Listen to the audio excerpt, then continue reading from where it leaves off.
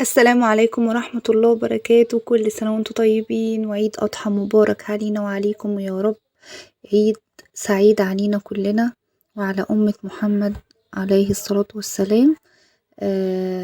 روتين بقى سريع كده، هنسمي الله، نقول بسم الله الرحمن الرحيم. زي ما انتم شايفين طبعا الدنيا كلها على بعضها. أنا بدأت بأوضة الأطفال. أنا أول مرة على فكرة أبدأ بأوضة الأطفال، أنا مش عارفة أصلا أنا عملت ليه كده، وفي الآخر فعلا كان في حكمة. يعني أنا أول حاجة أبدأ فيها خالص الأوضة بتاعتي، وبعدين أدخل على أوضة الأطفال، وبعدين الصالة، وبعدين في الآخر المطبخ والحمام. دلوقتي أنا بدأت بأوضة الأطفال، روقتها ونفضتها كويس قوي، وبعدين فرشتها، وبعدين مسحتها. اول مره برضو اعمل كده. يعني انا بحب اروق الشقه كلها وبعدين امسحها كلها في الاخر.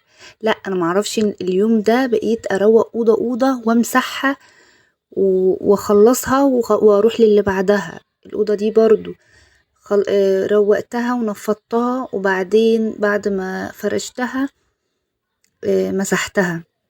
مبقتش عارفه ليه كده. لما جيت على الصالة فعلا عرفت فعلا حكمة ربنا كانت ايه، ان انا خلصت الاوض واتقفلوا. جيت على الصالة، انا طبعا اليوم ده كنت صايمة علشان ال10 ايام بتوع ذي الحجة. فتقريبا جالي هبوط بقى. انا بصراحة مش عارفة مع المجهود، انا مش عارفة هو ايه اللي حصل. جالي هبوط. وبقيت مش شايفة خالص، وقعت في الارض.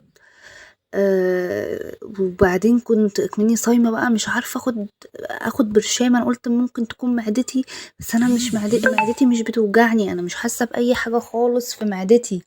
انا كل اللي انا حاسة بيه ان انا دايخة ومش شايفة. بصوا بقى، جيت على الصالة. انا طبعا كنت عاملة حسابي بقى، لبست المخدات ديت البياضات اللي انتوا شايفينها دي، المخدات الملونة اللي هي الرصاصي دي. قلت بقى ايه ده، انا عشان الكفر طبعا، عشان انا عاملاهم يليقوا على الكفر. وانا كنت قايله لكم بقى ان انا اشتريت برضو ايه القماش، ان الفرو اللي انا عملت بيه كفر السجاد، وكنت عامله بيه برضو مفارش كده للركنه. كنت شاريه والله جديد علشان طبعا اعمله معاكم العيد ده.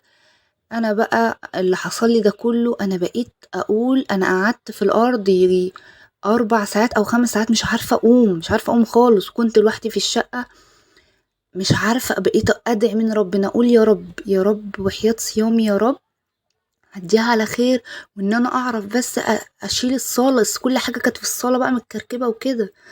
اشيل بس الصاله. كنت مخلصه المطبخ، انا برضو مش عارفه انا ليه بدأت كده. كنت مخلصه المطبخ بقى، ما كانش فاضل غير الصاله. قعدت بقى بعد ما خدت نفسي كده، بعدين قمت بقى لميت الصالة ودخلتها، ودخلت بقى على الحمام. عملته بصوا يعني يعتبر كروت والله العظيم. المطبخ كنت عاملاه قبلها، قبل ما احس بأي حاجة كده. وقلت الحمد لله اللي انا اصلا عرفت الم الحاجات دي. ما فرشتش طبعا الكفر ولا الكفر الركنه ولا الكفر بتاع السجاد، بس قلت الحمد لله ان انا عرفت الم الصاله. وقلت مش مشكله، هبقى افرشها بعد كده. والحمد لله على كل حال. وكل سنه وانتم طيبين وعيد اضحى مبارك، ويا رب الاعياد كلها تيجي على خير وبصحه وسعاده علينا كلنا يا رب. وما تنسوش بقى تعملوا لايك للفيديو وشير وسبسكرايب للقناة لو أول مرة تشوف القناة، وفعلي زر الجرس عشان يوصلك كل جديد مني إن شاء الله بإذن الله. وأشوفكم في فيديو جديد، ومع السلامة، وكل سنة وانتم طيبين. باي باي.